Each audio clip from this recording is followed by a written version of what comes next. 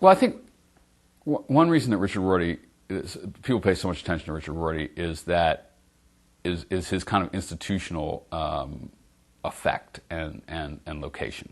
I was professor of philosophy at Princeton for 20 years. He was a very widely respected and excellent analytic philosopher. Then I was professor of humanities at Virginia for 15 years. Who suddenly started worrying about Dewey and Heidegger. Then I was professor of comparative literature at Stanford for 7 years. And if you went to philosophy grad school in an analytic department, all you were told about Dewey and Heidegger was that they were idiots, or that they didn't matter at all, and they never said anything meaningful, much less important. You have to know I went to the University of Chicago as an undergraduate during the period of the Hutchins period, and one of my classmates at that time was Richard Rorty. But at Chicago, the attitude towards Dewey was anathema. And so Rorty started, for one thing, just to synthesize a variety of traditions in a way, and he was a person whom the philosophical establishment couldn't quite ignore when he started to do that. Like I said, when he wrote in the preface to his book, The Philosophy of the Mirror of Nature, that the three most important philosophers of the 20th century are Wittgenstein, Heidegger, and Dewey, I think lots of people would have thought, well, the analytic philosophers would agree with Wittgenstein, the continental with Heidegger, but nobody would have agreed that to put Dewey in the same group would be considered a category mistake. One of my professors told me not to work on Dewey because he was dead as a doornail. And, of course, 1979 was the year that Rorty's Philosophy in the Mirror of Nature came out, and once again you could say Dewey's name in public without people acting as if you'd farted in an elevator. It was quite a change. Both Kuhn's Structure of Scientific Revolutions and my book, Philosophy in the Mirror of Nature, were critical of a certain range of received opinion within the philosophical profession.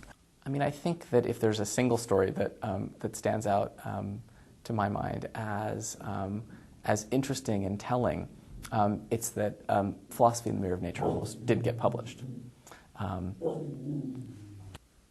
This kind of book, which is seen as having really precipitated the revival in certain respects, especially for figures outside of philosophy, went out for peer review, and in its initial response, there were two reviewers, and one of them was effusively in support of publication.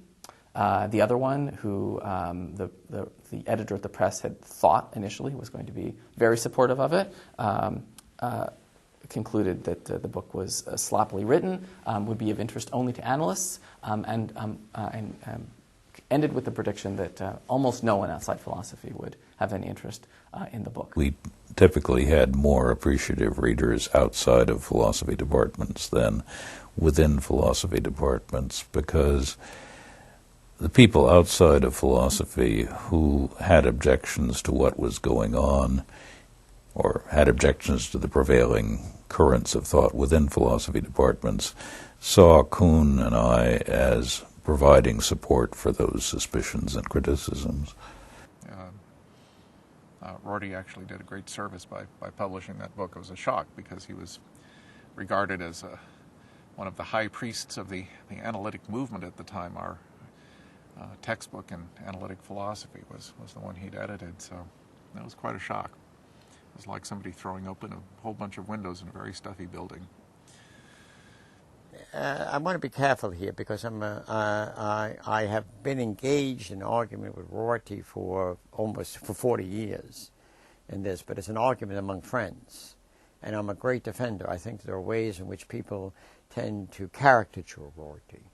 I think what's at the heart of Rorty is that he's a great moralist in the best tradition of Dewey and Whitman and Emerson, and people frequently don't see that. They think he's flip and indifferent and insensitive. I think that's a complete mistake about what Rorty is about. He's a man who's deeply concerned with various serious issues. So the question is Rorty a moralist or an ironist?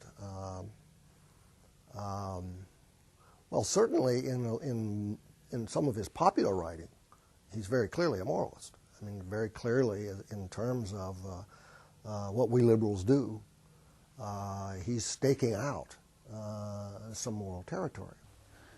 He writes widely. He writes for more than philosophers. He writes in ways that are intended to affect and represent culture in the U.S. At the same time, he is a person who does think that there have been exaggerated claims made about the names of philosophy, and he's a great debunker. I'm attracted to Rorty's way of thinking. I don't agree with him. Perhaps in a profound way, I don't agree with him. But I do like the subversive quality of his way of getting at problems. I think that he debunks the idea that philosophy is a science, or that philosophy could be a system, or that there could be a science of science, so to say, which is philosophy, or a knowledge about how we could know, or something of that kind. These seem to me to be excellent clues. And if I may put it this way, I share with him the thought that this kind of debunking is crucial to American pragmatism. You know, my friend Richard Rorty is a pragmatist. I think Richard Rorty is a skeptic in the, almost the old Greek sense. Saying, give up this talk about truth. Some analytic philosophers have, for example, complained about Richard Rorty's neo-pragmatism, I would say. As he no longer believes, apparently, in the objectivity of truth. Well, I would put it a different way. I would simply say, according to some of his writings at least, he seems to suggest that truth isn't really real. And the great American philosophers never said anything like that. There is what I would sometimes call the good Rorty and the bad Rorty. I mean, he likes to be outrageous and to make claims, and then very frequently qualifies his kinds of claims. I mean, for example, he has an ambivalence. He sometimes wants to say pragmatism has nothing to do with politics, but it seems to me that a lot of his work belies it. He's informed by the pragmatic spirit, and it informs his kind of politics for it. He, wants to denigrate. He talks about the disappearance of philosophy, but there are ways in which there is another sense in which he really does. It's philosophy with a capital P. It's a traditional philosophy. It's not philosophy in terms of, say, some of the things I've been talking about in terms of vision about this. He argues as if he's impatient with argument, but he's a brilliant argument. So it's in these things that I think that sometimes he belies even the things that he says. I think that